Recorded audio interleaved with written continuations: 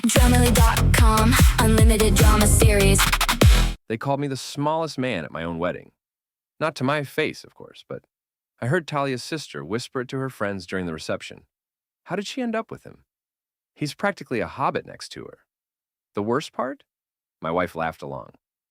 My name is Evan Porter, and I'm about to tell you how the smallest man in the room became the biggest problem in everyone's life. I should have known something was wrong when Talia started hosting dinner parties, without asking me first. Not that I minded cooking, I'm actually pretty good at it.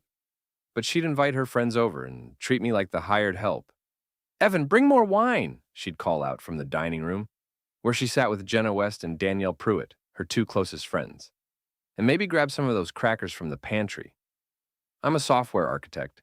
I make decent money, own our house outright, and can fix anything that breaks.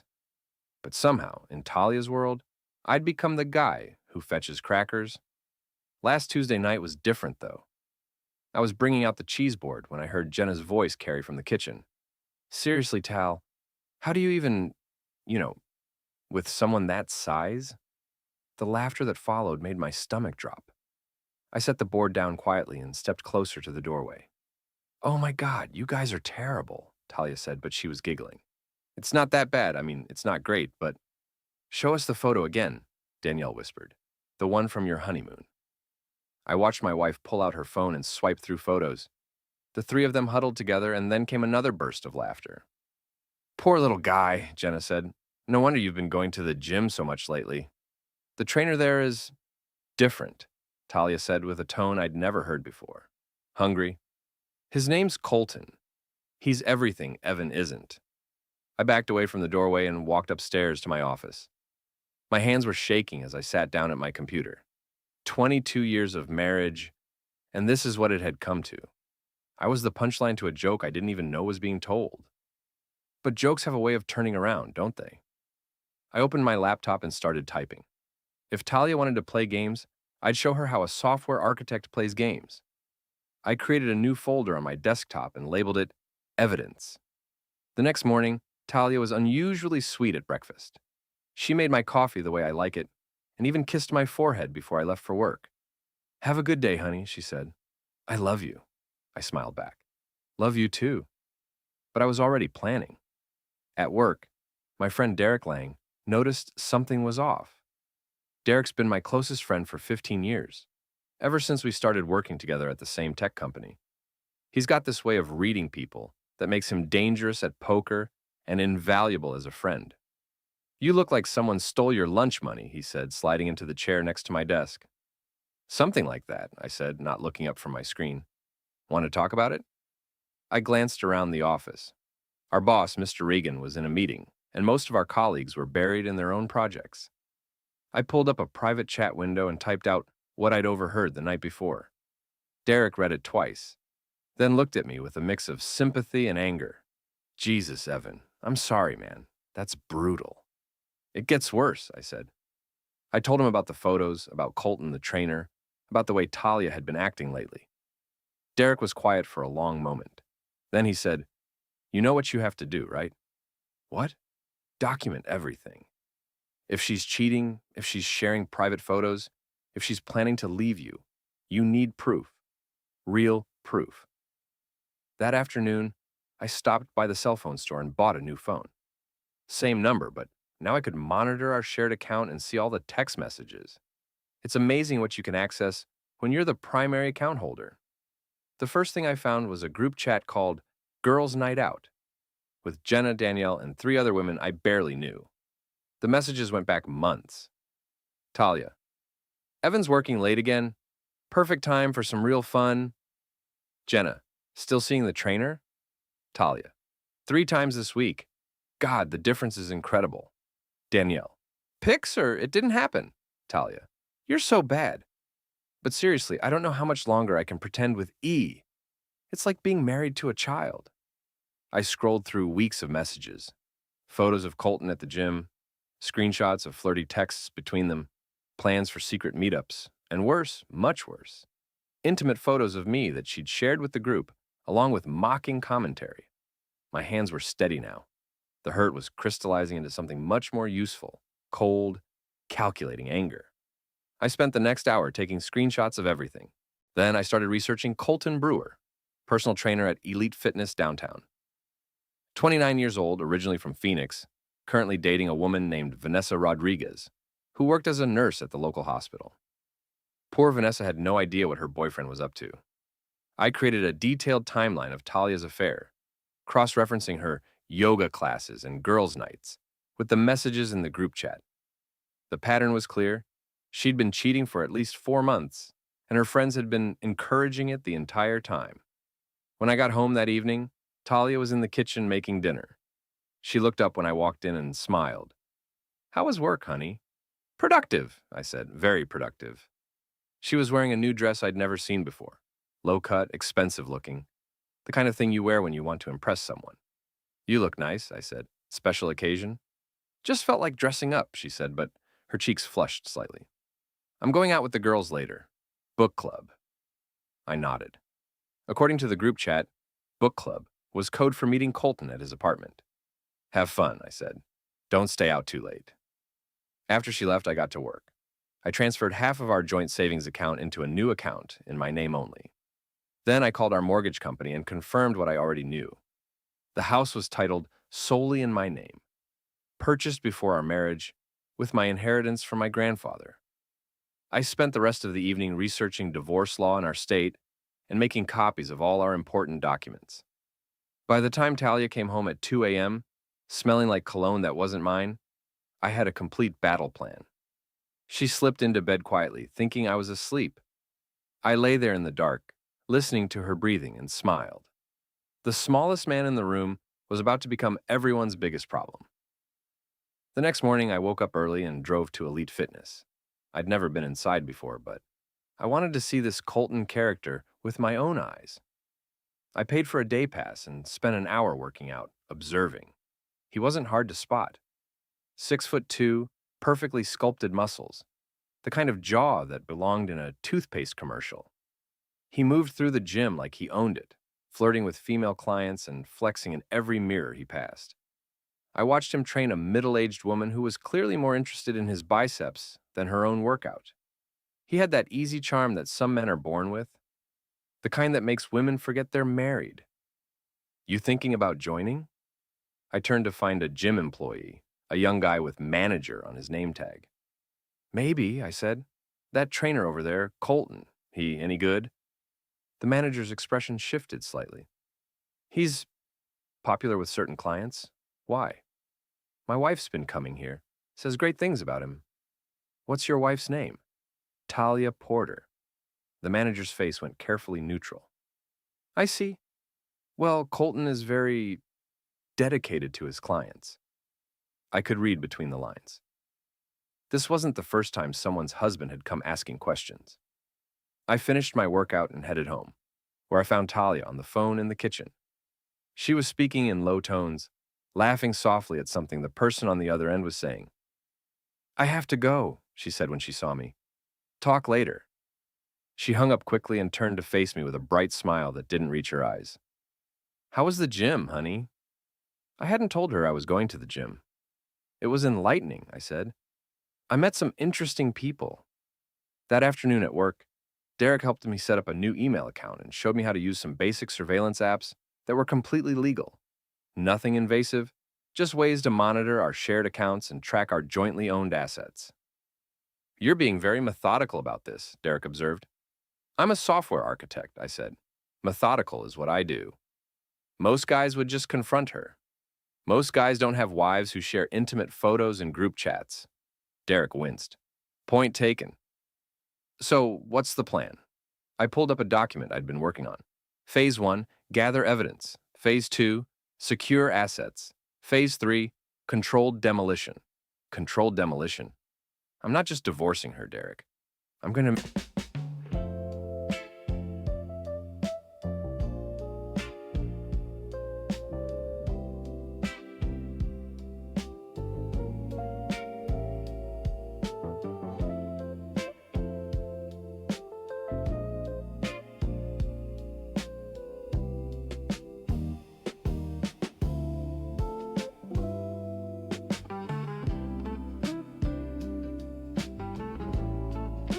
Make sure everyone knows exactly who Talia Porter really is. That evening, Talia announced she was going to dinner with Jenna and Danielle. According to the group chat I was now monitoring, they were actually meeting at a bar downtown to celebrate Talia's freedom and plan her next moves with Colton. I followed them. The bar was called Murphy's Tavern, a trendy place with overpriced cocktails and dim lighting. I sat at the far end of the bar where I could see their table, but they couldn't see me. I ordered a beer and activated the voice recording app on my phone. The conversation I overheard was even worse than I'd expected. "So, when are you going to tell Evan?" Jenna asked. "Soon," Talia said. "I just need to figure out the financial situation first. The house is in his name, but I've been contributing to the mortgage payments for years. I should be entitled to something." "What about alimony?" Danielle suggested. "Maybe, but honestly, I just want out. Colton's talking about us getting a place together." "Isn't he still with that nurse?" Jenna asked. Talia waved her hand dismissively. "That's almost over. He's just waiting for the right time to break up with her." They spent the next hour dissecting my flaws in excruciating detail. My height, my personality, my performance in bed, my career prospects, even the way I chewed my food. Every intimate detail of our marriage was fair game for their entertainment. But the worst part came when Jenna pulled out her phone. "Show us those photos again," she said. "The ones from your anniversary trip." I watched my wife scroll through her phone and show them pictures that should have been private. Pictures from our bedroom, from our vacation, intimate moments that she'd turned into comedy material for her friends. The three of them laughed until they cried. I paid my tab and left before I did something I'd regret. But I had everything I needed on my phone. 47 minutes of recorded conversation that would hold up in any divorce court. The next day, I took a long lunch break and visited a lawyer. Patricia Chen was recommended by a colleague as someone who didn't mess around when it came to divorce cases. "This is quite a collection of evidence," and she said after reviewing my files. "Your wife has been remarkably careless. What are my options?" "Well, the sharing of intimate photos without consent is actually a crime in this state. The adultery affects alimony considerations. And since the house is in your name alone, purchased before marriage, she has no claim to it. What about her contributions to the mortgage? Gifts to the marriage? She'd have to prove she had an expectation of ownership, which is difficult when her name isn't on the deed." I felt a weight lifting off my shoulders. "So I can protect my assets?" "Absolutely. In fact, I'd recommend moving quickly. If she's planning to leave anyway, it's better if you file first." That evening, I put my plan into motion. I started with Colton. I'd found his girlfriend Vanessa's contact information through social media. She seemed like a nice person, a pediatric nurse who volunteered at animal shelters and posted photos of her morning runs. She deserved to know what kind of man she was dating.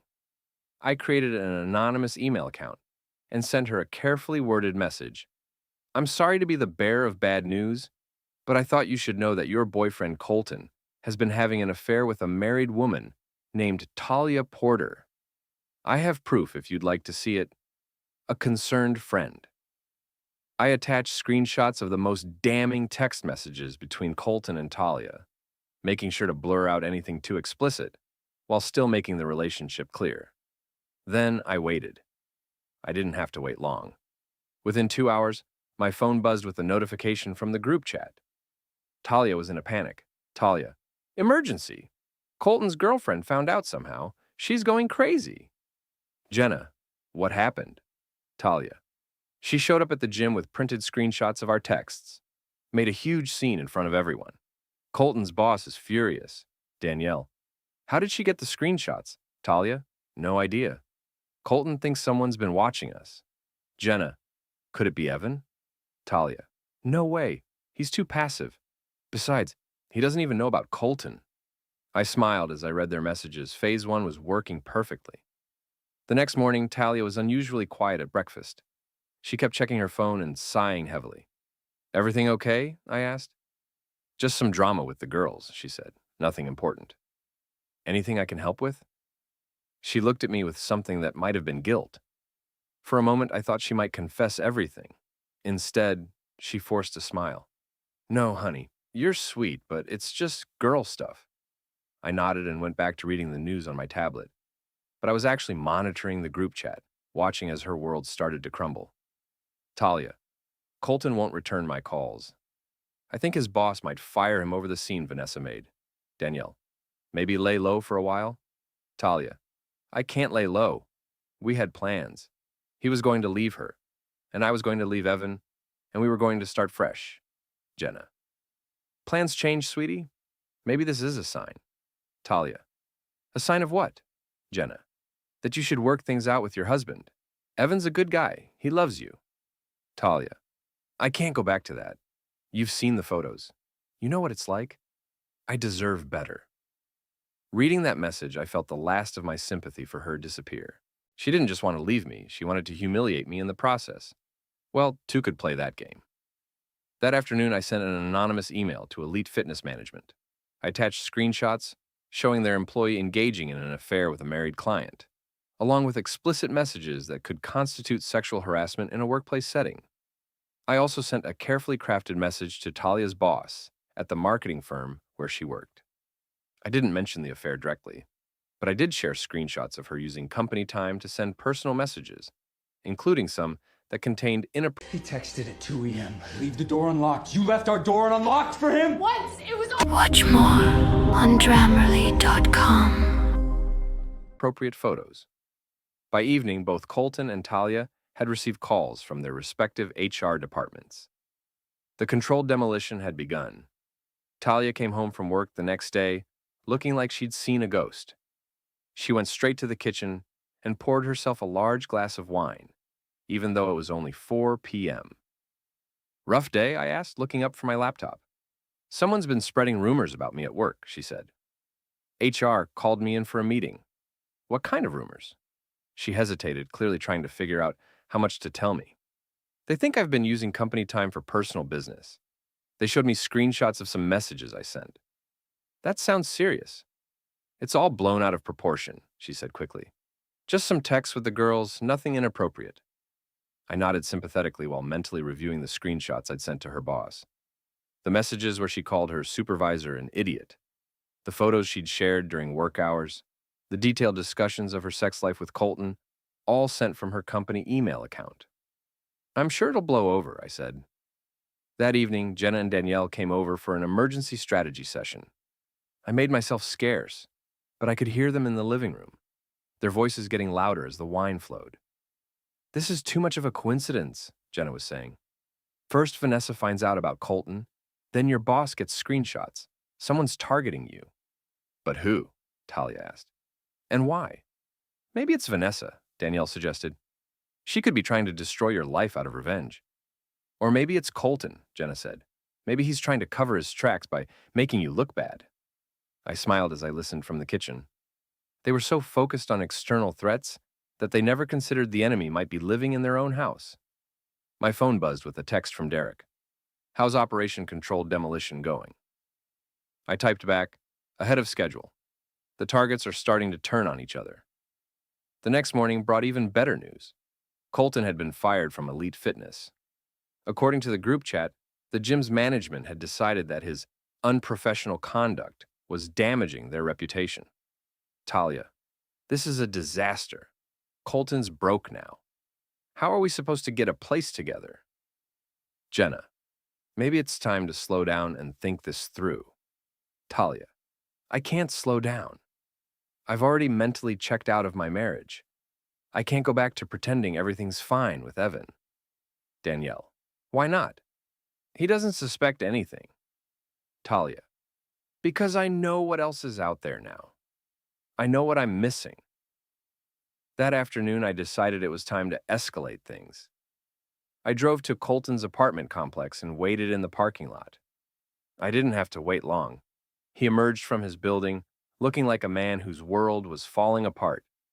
His usual swagger was gone, replaced by the hunched shoulders of someone who'd been knocked down hard. I got out of my car and walked over to him. Colton Brewer? He looked up, immediately suspicious. Who's asking? Evan Porter. I think you know my wife. His face went pale, then red. Look, man, I don't want any trouble. Neither do I said calmly. I just wanted to meet the man who's been training my wife. She speaks very highly of you. It's not what you think, he said quickly. We're just friends. I pulled out my phone and showed him one of the screenshots from the group chat. His face went white as he read Talia's detailed description of their last encounter. Just friends? I asked. Colton looked around the parking lot like he was planning to run. Instead, he tried to puff up his chest and intimidate me. What do you want? He asked. I want you to understand something, I said. My wife thinks she's trading up. She thinks you're an improvement over me in every way. But here's the thing. I'm not the one who just lost his job. I'm not the one whose girlfriend dumped him in front of half the city. And I'm not the one who's about to lose his apartment because he can't make rent. Colton's hands clenched into fists. You think you're better than me because you have money? I think I'm smarter than you because I don't screw married women and post about it online, I said. But hey, maybe that's just me. He took a step toward me and I pulled out my phone again. I'm recording this conversation, I said. So if you're thinking about doing something stupid, remember that assault charges won't help your employment prospects. He stopped, breathing heavily. What do you want from me? I want you to break up with my wife. What? You heard me. End it. Tell her it was fun, but it's over. Tell her you're getting back together with Vanessa. Tell her whatever you want, but end it. And if I don't? I smiled. Then I'll make sure every gym in the city knows exactly why Elite Fitness fired you. I'll make sure Vanessa's friends and family know what kind of man she was dating. And I'll make sure the screenshots of your conversations with Talia end up in some very public places. Colton stared at me for a long moment. Then his shoulders sagged in defeat. Fine, he said. It's over anyway. She's crazy if she thinks I was going to leave Vanessa for her. Good choice, I said. Oh, and Colton, if you contact my wife again after today, our next conversation won't be nearly this friendly. I walked back to my car, leaving him standing in the parking lot. As I drove away, I saw him pull out his phone. Within minutes, my monitoring app showed a flurry of activity in the group chat. Talia. I can't believe this. Colton just broke up with me over text. Jenna. What did he say? Talia. That it was getting too complicated and he needs to focus on his career. What career? He just got fired. Danielle. I'm sorry, honey, but maybe it's for the best. Talia. How is this for the best? I gave up everything for him. Jenna. You didn't give up anything yet. You're still married to a man who loves you. Talia. I can't go back to Evan now.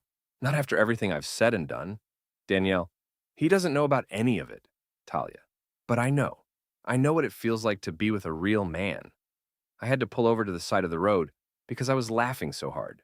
A real man who just dumped her via text message after losing his job. A real man who was probably begging Vanessa to take him back at this very moment. When I got home, Talia was sitting at the kitchen table with her laptop open and tissues scattered around her. She looked up when I walked in, and I could see she'd been crying. Hey, I said gently, what's wrong? For a moment, she looked like she might tell me everything. Her mouth opened, and I could see the confession forming on her lips. Then she shook her head. Just work stuff, she said. And some friend drama? Nothing you need to worry about. You sure? You look pretty upset. I'm fine, she said, closing her laptop. Just tired. That night, she cried herself to sleep. I lay next to her in the dark, listening to her quiet sobs, and felt absolutely nothing. No sympathy, no urge to comfort her, no desire to make things right. She'd made her choice when she decided I wasn't good enough for her. Now she was living with the consequences, but I wasn't done yet, not even close. The next phase of my plan required patience and perfect timing. I spent the weekend monitoring Talia's communications and planning my next moves. She was spiraling, sending increasingly desperate messages to Jenna and Danielle about her situation. Talia, I can't stay married to Evan. Every time I look at him, I feel sick. Jenna, maybe you should talk to a therapist. Talia, I don't need therapy. I need a new life.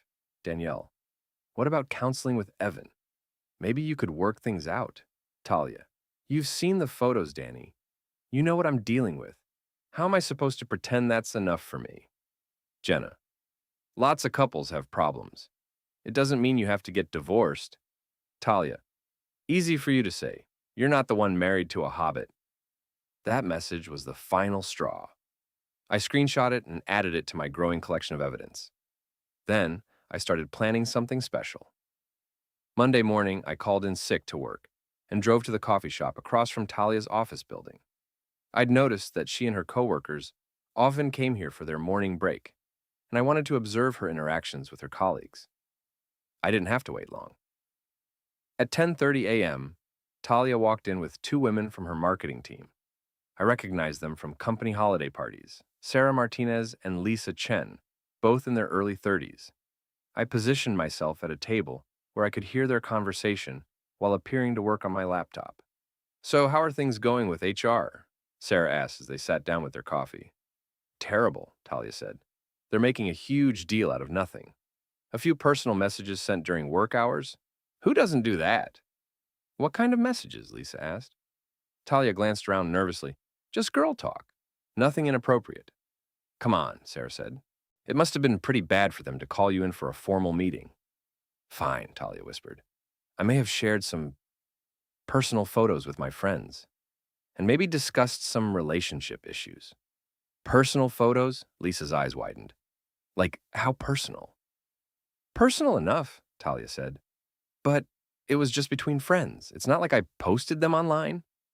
"Talia," Sarah said slowly, "please tell me you weren't sending nude photos from your work email." "Not nude," Talia protested. "Just revealing. And not from my work email. From my personal phone. During work hours." The two women exchanged glances that said everything. In the corporate world, Talia had just admitted to a fireable offense. "Who are you sending them to?" Lisa asked. "My friends, we have this group chat where we talk about everything. Relationships, sex, problems with our husbands." "You were sharing intimate photos of your husband without his consent?" Sarah's voice was getting louder. "Shh." Talia looked around frantically. "It's not that big a deal. We're married. What's mine is his, and what's his is mine, right?" "That's not how consent works," Lisa said. "That's actually illegal in some states." "You're overreacting," Talia said. "Besides, I'm probably going to leave him anyway. I've been seeing someone else." The silence that followed was deafening. Sarah and Lisa stared at Talia like she'd just confessed to murder. "You're cheating on Evan?" Sarah asked. "That sweet guy from the Christmas party?" "It's complicated," Talia said defensively. "Our marriage has been over for a long time. I just haven't made it official yet." "Does he know?" Lisa asked. "He suspects something, but he's too passive to confront me about it." I almost laughed out loud at that. Too passive. If only she knew what I'd been doing behind the scenes. The conversation continued for another 20 minutes, with Talia digging herself deeper into a hole with every word. By the time they left, both Sarah and Lisa looked disgusted with their coworker. I waited until they were gone, then followed them back to their office building. I had a feeling that conversation would spread through the marketing department by lunchtime. That afternoon, I received a call from Patricia Chen, my divorce attorney. "I've prepared the preliminary paperwork," she said. "Are you ready to file?" "Almost," I said. "I want to give her one more chance to come clean." "That's generous of you, but I wouldn't recommend it. The longer you wait, the more time she has to hide assets or create complications." "She doesn't have any assets to hide," I said. "And I want her to make the choice herself. If she confesses and asks for forgiveness, maybe we can work something out. But if she keeps lying, then we proceed with the nuclear option?" "Then we proceed with the nuclear option." That evening, I decided to test Talia's commitment to honesty. I made her favorite dinner, chicken parmesan with garlic bread, and opened a bottle of wine we'd been saving for a special occasion.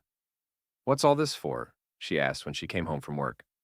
"Do I need a reason to spoil my wife?" I asked. She smiled, but it didn't reach her eyes. "You're sweet, Evan. I don't deserve you."